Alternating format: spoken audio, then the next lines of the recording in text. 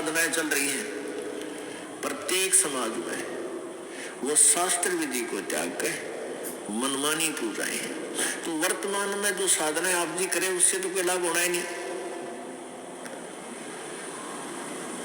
तो ना तो आपके पाप क्षीण हो और ना आपको भविष्य का कोई लाभ हो, और वो पाप न करे, और वो पाप आप डेली पता नहीं कितने इकट्ठे कर रहे हो, तो वो आपके डिपॉजिट कर्मों में लिखे जा रहे हैं, संचित कर्मों में। और परमात्मा की साधना, पूर्ण परमेश्वर की साधना से क्या होगा? जब ही सतनाम हृदय धरो, भयो पाप को नासे, मानो चिंगारी अग्नि की बाई पड़े पुराने घासे। जब ही सतनाम हृदय धरो, जब आप सच्चे मन से सतनाम का जाप करना प्रारंभ कर देते हो, आपके संचित कर्मों में ऐसे आग लग जाती है जैसे 1000 टन सूखा घास फूस पड़ा हो और उसमें एक चिंगारी माचिस की तिल्ली लगा दी जाए, वो पूरे घास को जलाकर ढेर कर देती है,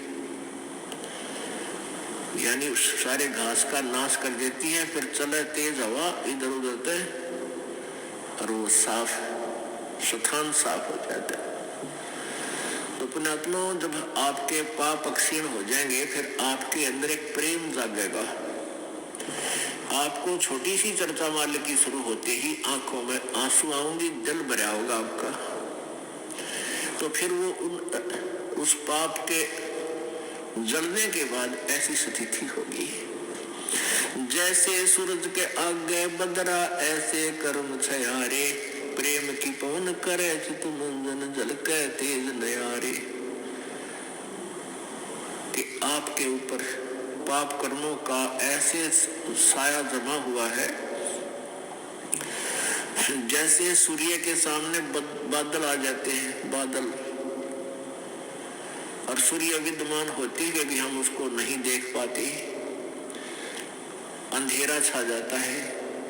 और कहते फिर तेज हवा चलती है, परमात्मा कबीर जी बता रहे हैं, तेज हवा चलती है तो बादलों को तितर बितर कर देती है, और फिर सूर्य का प्रकाश आपके सामने बहुत ज्यों का त्यों होता है। यानी परमात्मा को निराकार बताने वालों ने इसलिए परमात्मा को निराकार बता दिया कि उनके पास वो साधन नहीं था, उनकी भक्ति वो नहीं थी जो आत्मा और परमात्मा के बीच में कर्मरूपी बादलों को दूर कर दे, हटा दे। जैसे सूरज के आगे बदरा ऐसे कर्म छयारे, प्रेम की पवन करे चित मंजन झलके तेज नयारे। तो परमेश्वर की सत भक्ति से आपके पाप कर्म जल जाएंगे और पाप कम हो जाएंगे, तब रुचि बढ़ेगी प्रभु में। आपकी आत्मा जो है परमात्मा की चर्चा चलते ही गदगद हो जाएगी, आंखों में आंसू आने लग जाएंगे। तो वह प्रेम की पवन चल पड़ी, प्रेम की पवन करे चित मंजन फिर जल के तेज नयारे। तो इस प्रकार हमारे ये पाप तो संचित वो समाप्त हो जाएंगे, और जो प्रारब्ध कर्मों में हमें कोई भयंकर हानि होनी है वो भी सत साधना से हमारी कम होगी, समाप्त हो जाएंगे, बिल्कुल नहीं होगी। और छोटी मोटी होगी तो वो हमारी भक्ति की कमजोरी से ही होगी, यानी भक्ति कम कर पाओगे या विश्वास कम होगा या कोई मर्यादा भंग हो जाएगी, तो उसके लिए सावधानी बहुत जरूरी है। जैसे माता गर्भ को राखे यत्न बना और ठेस लगे तो छन हुए तेरी ऐसे भक्ति जा। तो इस प्रकार हमने अपनी भक्ति को सुचारू करना है। कबीर धूम धाम में दिन गया और सोचत होगी सांझ, एक घड़ी हरि ना भजा भाई जननी जन गई बांझ। अब क्या बताते हैं परमात्मा? अब पहले तो बताया कि 3 घंटे तो कम से कम भक्ति आपने करनी चाहिए, 3 घंटे में तो आपका काम बने जाएगा।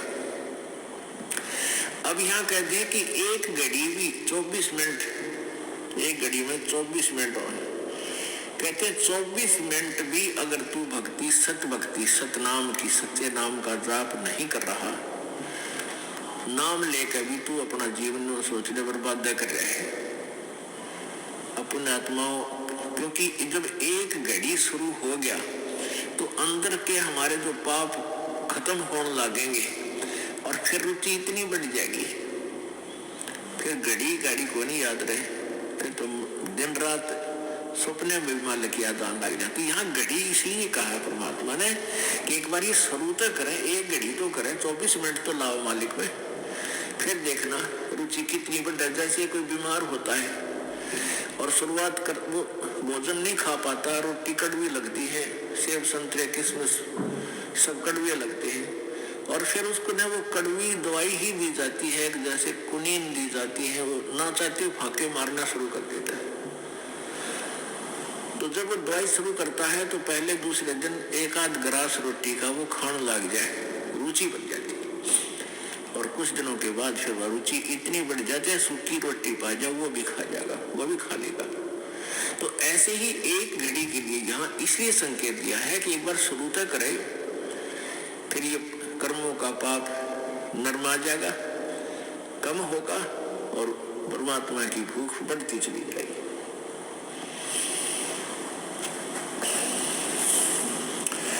रात गवाई सोए करियो, दिवस गवाया खाए, हीरा जन्म अनमोल था ये कौड़ी बदले जाए। कबीर ये सुपने रैन के उगड़ आए नैने, जीव पड़ा लूट में जागे तो लेन न देने। परमात्मा कहते हैं कबीर ये सुपने रैन के, ये रात जैसा सुपना है आपको। आज आपके पास कार है, कोठी है, ना है तो लो छोटा मोटा कोई व्यवसाय है, कोई धंधा है, बेटा बेटी है। जैसे हम सपने में तो देखते हैं ना, कई बार तो या ऐसा सपना देखते हैं कि तो कार में घूम रहे हैं, ठाठ कर रहे हैं, खूब मौज मार रहे हैं, और उठे तो फिर साइकिल भी कोई ना घर पे। जब आंख खुल जाती है तो देखा साइकिल भी कोई नहीं आसपास, कार के सपने आ रही थी। तो ऐसे ही हमारे ये स्वप्न है, ये जो कुछ भी आप देख रहे हैं सपना समझो। और कल ये नैन उगड़ गए, कल ये आंख खुल गई, यानी मृत्यु होगी, तो जागे तो लेन न देने। अब वहां धर्मराज के दरबार में विचार आवे, इसको जाकर के बेटा था, बेटी थी, कहाँ थी, करेगी कुछ भी ना था, वो धक्के खा रहा था, मतलब सपना था। तो ऐसा सपना सा बनेगा आपके साथ ही, जो आज जिसके ऊपर इस सपने में अपना जीवन बर्बाद करे, और सपने में ही आप भक्ति करोगे तो आपको लाभ होगा, इसमें ही आपको ज्ञान हो कि इससे बचाव करें, इस तो सपने में ही सुख होगा आपको। अब जैसे सभी देशी संत कहते हैं कि कर्म का भोग तो भोगना ही पड़ेगा, संस्कार में जो प्रारब्ध में कर्म भोगना ही पड़ेगा, फिर फायदा क्या हुआ। तो इस भक्ति का यूज क्या है, जैसे आप सपने में दुखी हो रहे हो, आपका पीछे कोई पागल कुत्ता भाग रहा है और आप खूब स्पीड खींच रहे हो, दुखी हो रहे हो, तो कोई आकर उस कुत्ते का लठ मारे, रोक कर उसने लठाड़ा आ जाए, उसने एक तरफ भगा दे, तो सपने में सुख होया, उसने चैन सांस लिया सुख का, को हो बच गया भाई। तो ये सपना हर ये कर्म रूपी कुत्ते आपका पीछे पड़ रहे हैं, और पूर्व संत की भक्ति से इन कुत्ते का लठ लग गए, इन पागला गए, और ये अपने दिशा बदल दे और आपको राहत मिले। तो ये सपने में भी सुख इस परमात्मा के अभी होगा, तो बात बने।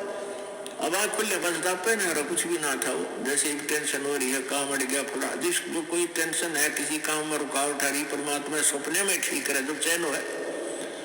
और ये कहने पर आपको भोगना ही पड़ेगा, सपने में दुख तो दुख रहेगा,